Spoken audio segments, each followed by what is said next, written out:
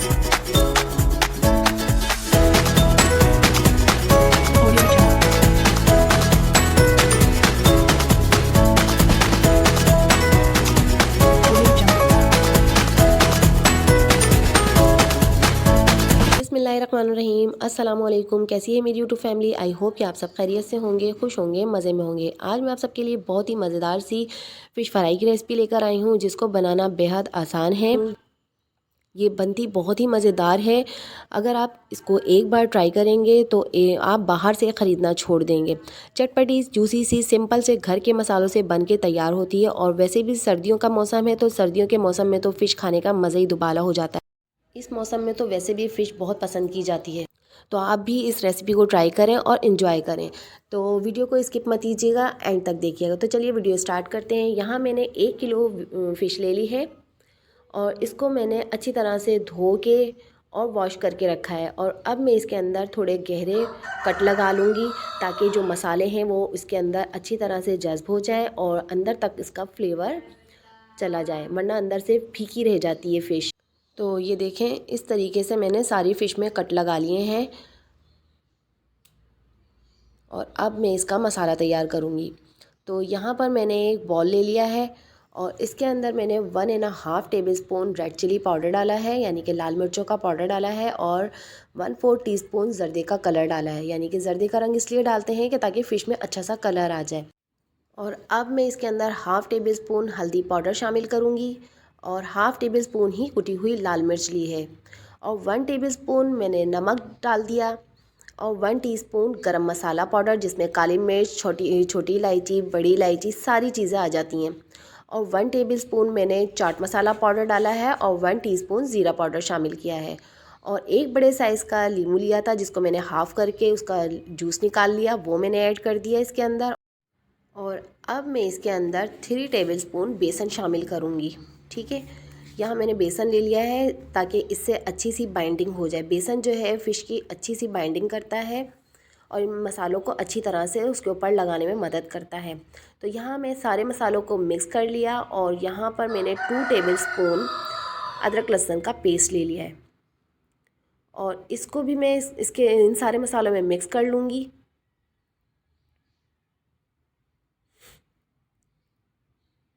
और अब मैं इसके अंदर 2 टेबलस्पून के बराबर पानी शामिल करूँगी।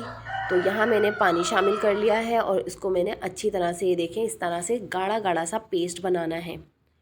ठीक सा पेस्ट बनाएंगे हम इसका, ताकि फ़िश पे हम जब लगाएंगे और उसको जब हम मैरिनेट के लिए रख देंगे ना, छोड़ देंगे, तो फ़िश का अपना एक पानी निकलता है मसाला लगने के बाद।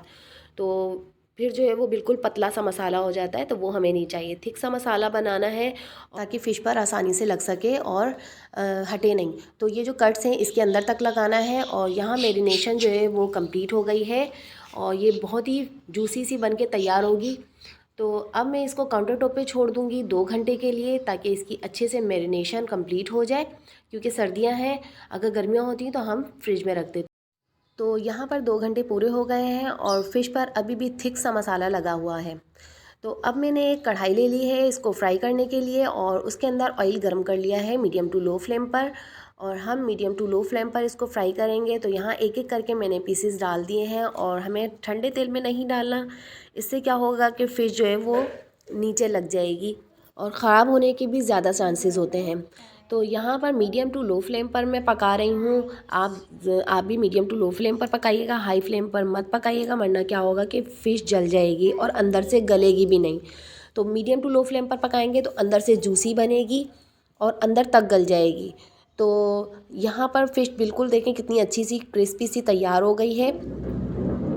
अच्छा, इसका जो पकाने का प्रोसेस है वो पूरा 6 मिनट है। 3 मिनट एक साइड से आप पकाइएगा, 3 मिनट दूसरी साइड से। तो यहाँ हमारी फ़िश बनके रेडी हो गई। देखें कितना प्यारा सा कलर आ रहा है, बहुत ही अच्छी खुशबू आ रही है। अब मैं आपको डिश आउट करके दिखाती हूँ। अगर आप मेरे चैनल पे न्यू हैं तो प्लीज़ मेरे चैनल को लाइक करें, सब्सक्राइब करें, ज़्यादा से ज़्यादा अपने फैमिली फ्रेंड्स में शेयर करें और बेल आइकन को प्रेस करना मत भूलें, जिससे कि मेरी हर नई आने वाली वीडियो का नोटिफिकेशन सबसे पहले आपको मिलेगा।